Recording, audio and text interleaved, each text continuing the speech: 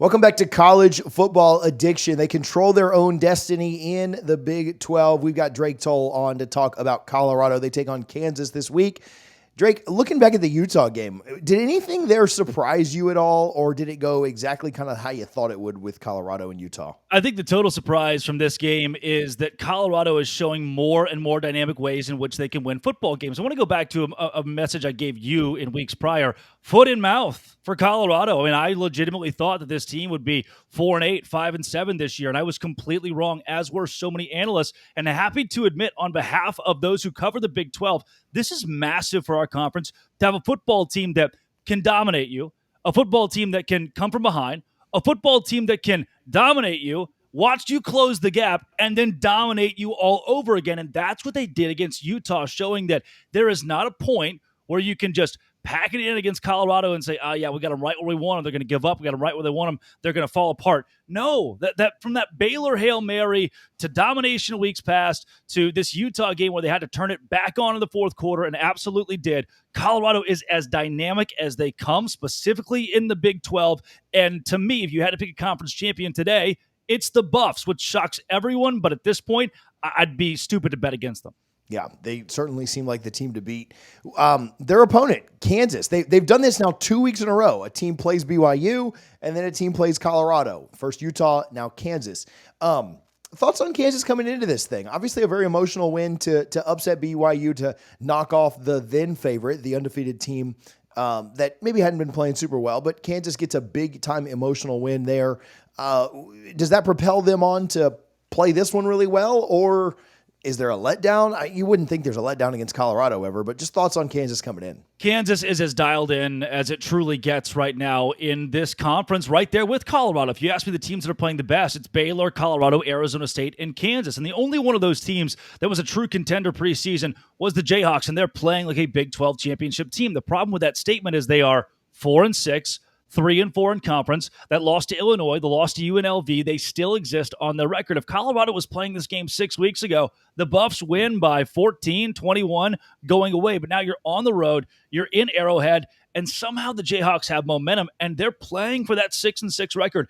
There are schools in this country, Nebraska comes to mind, that 6-6 is okay. Michigan, 6-6, all right. Auburn, 6-6. They don't care about the Tax Slayer Bowl. Kansas does. This is not a football program that's historically been very good. They want to hit that 6-win mark for their fan base. Colorado stands in their way, but Kansas is very dangerous right now because of what they did defensively against BYU last week, and because the offense has turned it on now enough to win games including a top 10 road victory against BYU and a top 20 victory against an Iowa State team that's petering out. Maybe Kansas is just a beneficiary of playing teams that are playing poorly right now, but by virtue of that, the Jayhawks are red hot. What if you could make risk-free profits in sports betting? Now, this may sound too good to be true, but let me explain. The sports betting market in the U.S. is so fragmented, with each sports book setting their own odds. This means that there are many opportunities to profit when two books get out of sync. You can bet on both sides. You can bet over on one book and under on another and lock in a risk-free profit. This strategy is called arbitrage, and it's the core of OddsJam. OddsJam scans hundreds of sports books in real time to find these bets, helping thousands of bettors earn tens of thousands of dollars every single month. Look at the results yourself. And here's the best part. You can try it for free. OddsJam offers a 7-day risk-free trial, giving you access to all of its data-driven tools, including the arbitrage and positive EV finder. If you don't love it, cancel with one click, no strings attached. Are you ready to bet smarter? Use promo code CFA for College Football Addiction to get 35% off your first month after the trial. Don't miss out on making smarter, risk-free bets with OddsJam today. Kansas, you mentioned defensively, played really well against BYU. Certainly a whole different test taking on Colorado this weekend. How effective do you think they can be at limiting not just one of the best offenses in the conference, but one of the best offenses, some of the best weapons in the country? It's so tough, TJ, to really tell what you'll get out of Kansas, because if you just read the analytics for the season, their defense is 100th in the country on third and fourth down success. They are right now 53rd of the nation against the pass, which is not going to get it done against Shedeur Sanders and Travis Hunter and Jimmy Horn Jr. But those are so skewed because they were terrible those first 7 games. You asked me Kansas analytics the last 3 weeks, they're dangerous. They're scary. They have one of the best secondaries in the Big 12. If you take the sample size of the month of late October into November, and with that, it's like, okay, am I going to get early season Kansas? The Kansas I've been getting, but even still, can you stop the onslaught of Colorado?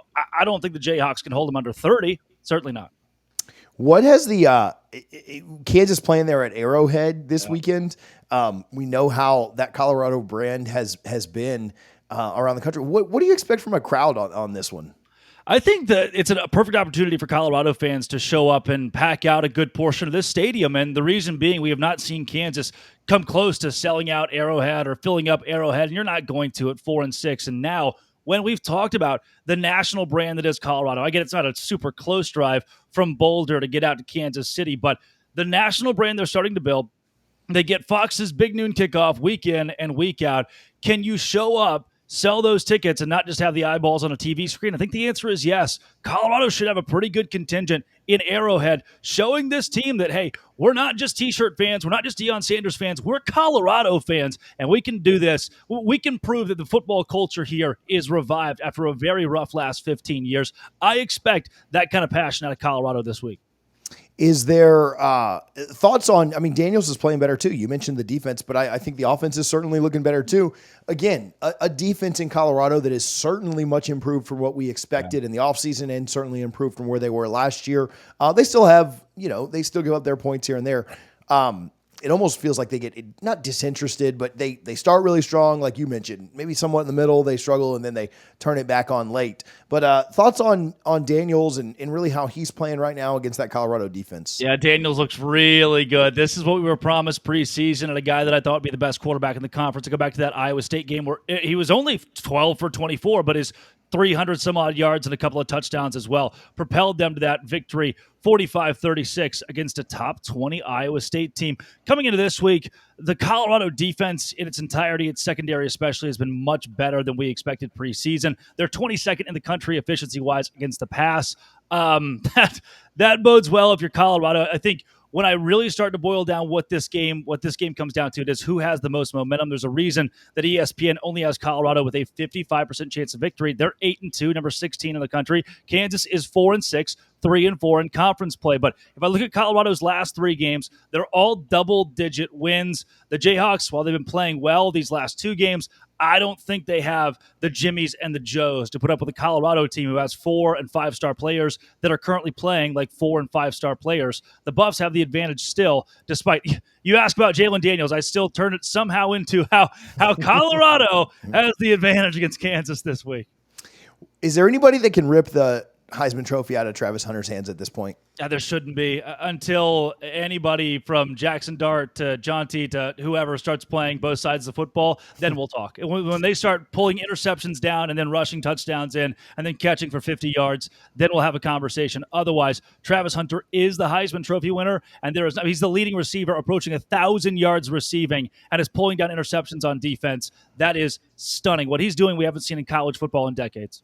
Seen people argue for guys that took 6 snaps at wide receiver or had 2 rushing touchdowns and played defense. And I'm just like, all right, man, we're not playing this game. So it sounds like you're picking Colorado in this one. You're leaning that way. Do you have a score on it? I'm going to go Colorado, and one of the biggest points here of why I'm going to go with the Buffs, I've already mentioned the momentum factor. Also, if Kansas wins, this is complete chaos for the Big 12. It couldn't be worse for the conference if the Jayhawks continue to be these world beaters. I need Colorado to win. I think they get it done. They put up 34 in this one. Kansas fights. They put up 26. Give me 34-26, an 8.1 score victory for the Buffs. I like it. Yeah, I think it's close-ish, 1 score. I think Kansas really does come to play. I think Colorado is just a little too much. Drake, where can people follow you, find your work? At LO Big 12 or at Drake C. Toll on Twitter and wherever you find your podcast with Locked On Big 12. Awesome. Thanks, buddy. Yeah.